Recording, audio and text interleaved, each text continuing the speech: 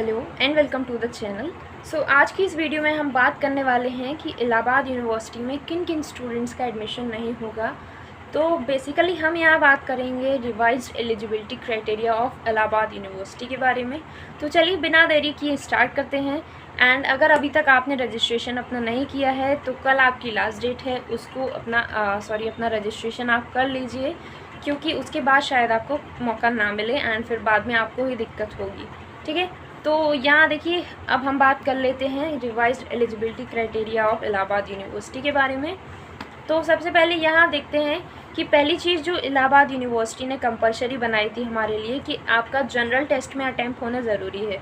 तो जिन भी स्टूडेंट्स ने जनरल टेस्ट नहीं दिया है तो वो लोग यहाँ एलिजिबल नहीं हैं एडमिशन लेने के लिए।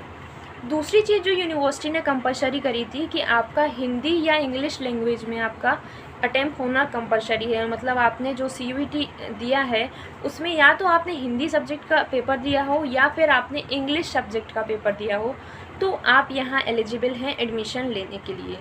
ये तो हो गई common eligibility criteria for every courses, each and every courses. अब बात करते हैं सेपरेट कोर्सेज के बारे में, that depends on domain subject. ठीक है, तो पहले यहाँ हम बात कर लेते हैं BA वालों के लिए। तो BA वालों के लिए यूनिवर्सिटी ने 7 कोर्सेज़ को प्रेफरेंस में रखा था डोमेन के लिए। एंड उसमें से उन 7 सब्जेक्ट में आपका किसी 2 डोमेन सब्जेक्ट में आपका अटैम्प्ट होना चाहिए। मतलब उन 7 सब्जेक्ट में अगर आपने किसी भी 2 डोमेन सब्जेक्ट का पेपर दिया है CUET में तो आप यहाँ एलिजिबल होंगे, अदरवाइज़ आपका यहाँ एडमिशन नहीं हो पाएगा BA कोर्स के अंदर। ठीक है, तो अब यहाँ देख लेते हैं कौन कौन से वो 7 सब्जेक्ट थे। तो वो था आपका economics, political science, sociology, psychology, anthropology, history, geography and Sanskrit. तो ये 7 सब्जेक्ट आपके थे जो यूनिवर्सिटी ने प्रेफरेंस में रखे थे अपनी। अब बात कर लेते हैं BSc मैथ्स वालों के लिए। तो यूनिवर्सिटी ने यहाँ एक बड़ा चेंज किया था जिसमें केमिस्ट्री को भी ऐड कर दिया था डोमेन सब्जेक्ट के अंदर। तो यहाँ आपके 4 सब्जेक्ट हो जाते हैं अब यहाँ।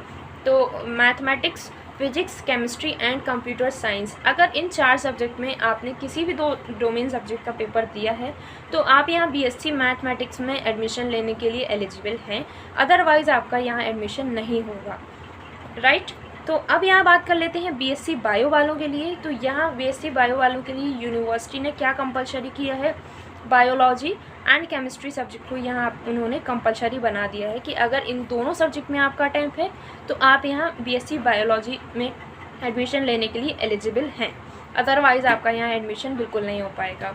अब बात कर लेते हैं कुछ ऐसे कोर्सेज़ की जिनमें सिर्फ एक सब्जेक्ट को कंपलसरी बनाया गया है। जैसे हो गया आपका BA LLB ऑनर्स, BCom हो गया, BPA BFA जैसे कोर्सेज़ के लिए यहाँ सिर्फ एक सब्जेक्ट को कंपलसरी बनाया गया है।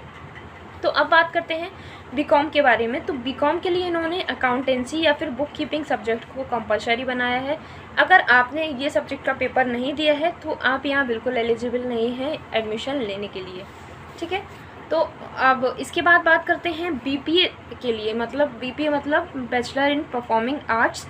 तो यहाँ यूनिवर्सिटी ने क्या कंपलसरी किया है, performing arts music general subject को आपके लिए कंपलसरी बनाया है। अगर आपका इसमें अटैम्प्ट नहीं है तो आप यहाँ एलिजिबल नहीं हैं एडमिशन लेने के लिए BPA कोर्स में। अब बात करते हैं BFA के लिए, मतलब बैचलर इन फाइन आर्ट्स।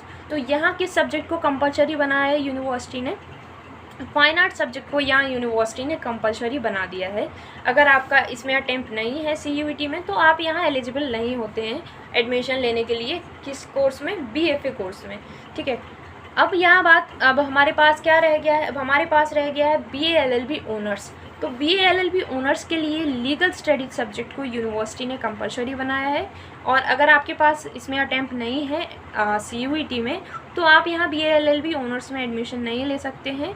मतलब आप यहाँ BA LLB के लिए एलिजिबल नहीं होते हैं। अब रह गया है बस हमारा BSc होम साइंस। तो यहाँ भी होम साइंस सब्जेक्ट को यूनिवर्सिटी ने कंपलसरी सब्जेक्ट में रखा है।